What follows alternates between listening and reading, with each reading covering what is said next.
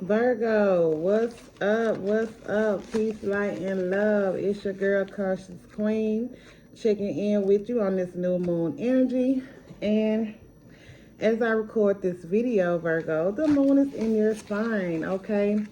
So this new moon, like all the other recent new moons, have been in a void of course energy, which means it's exiting out of a sign and entering into a new sign.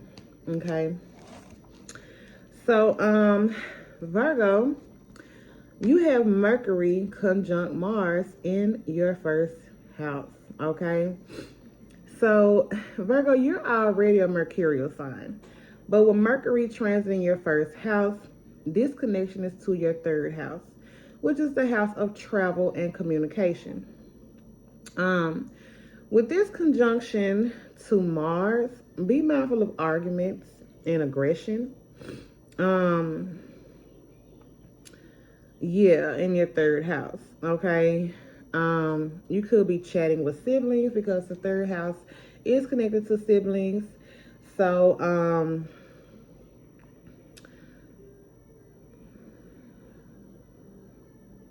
yeah, you could be chatting with siblings a lot under this transit or doing a lot of traveling and moving around.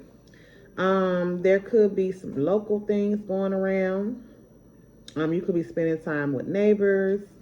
Really just doing a lot of moving around your community, hanging out with friends and neighbors. Okay, the third house is also connected to social media. So you can be putting up a lot of posts, posting pics, or just popping out a little more on social media. The third house is also gossip, but overall, you're connected to people and being really chatty under this transit. Mercury and Mars in your first house is connected to your ninth house, which is, well, actually in a trine to your ninth house. So there could be some long distance travel or talks of or making plans to travel outside of your local parameters, okay? Because the ninth house is a longer distance travel, okay? So you could be making plans to travel. With that Mercury conjunct Mars in your not in your third house, but since you're connected to the third house, be mindful of accidents, okay? Be mindful of, how you move when you're traveling, okay? I gotta get some more coffee. So the ninth house is also connected to your spirituality. So you could be really spiritual or connecting with your soul family or your spiritual tribe as well. You could also have some legal things going on, okay? With Mercury and Mars being in connection to your ninth house, there could be opinions and insights of a higher perspective, okay? Jupiter and Taurus in your ninth house, it could be connected to a marriage or your traditions or your spiritual beliefs as well.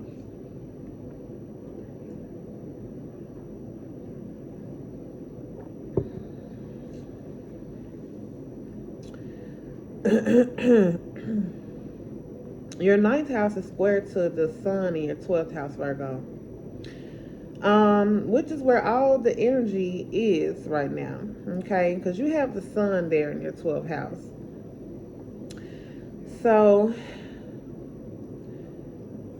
the sun being conjunct Venus retrograde and Black Moon lives in Leo in your 12th house. The 12th house is the house of prayer and meditation, okay? There could be a need to rest and get more sleep, probably from travel, okay? With that being a square to your ninth, from your ninth house. Your 12th house is also a house of loss and letting go. The 12th house is also connected to hospitals and prisons as well. But there is also an energy of a spiritual battle here, with Jupiter and Uranus in the ninth house being in a square to the sun in your 12th house, okay?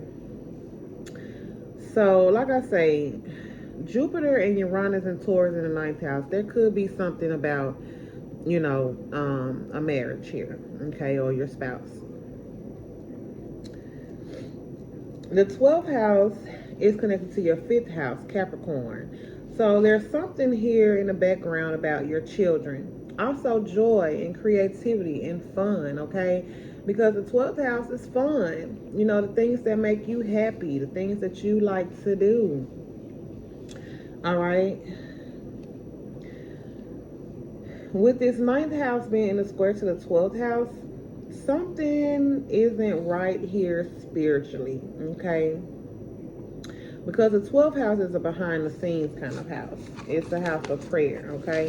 So I feel like there could be something that's out of alignment between what's spiritually, like spiritual law, what's morally and spiritually right versus the things that lurks in the shadows, okay? Because the 12th house is the things that go on behind the scenes or behind your back, okay?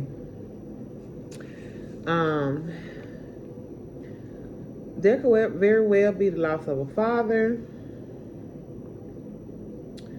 or you know, you could be relaxing behind the scenes, relaxing and resting, okay? Like I said, hopefully there isn't anything about hospitalizations or imprisonment here. Your 9th house is connected to your 4th house, Virgo, which is your home, your roots, and your family. So there could be something here about your children or the father of your children, right? Pluto is also retrograde in your 5th house. And this Pluto retrograde in your 5th house is in conjunct to the sun in your 12th house. So definitely some things about a father comes up here for you. All right.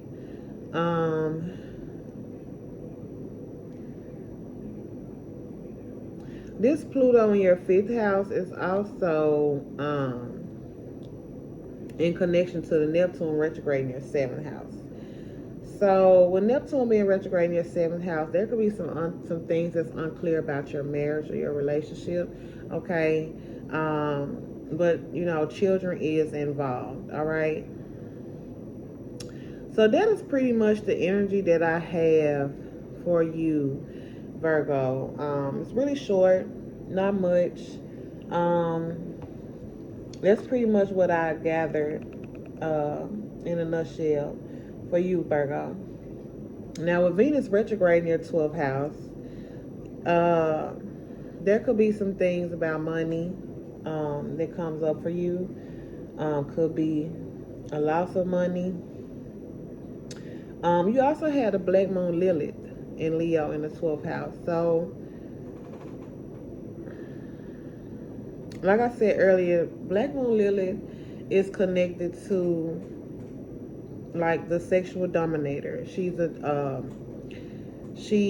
woman that's tied to sex. They say she was like Adam's first wife before Eve or something like that. So, there could be some sexual secrets as well with this Black Moon Lilith in Leo in your 12th house, okay?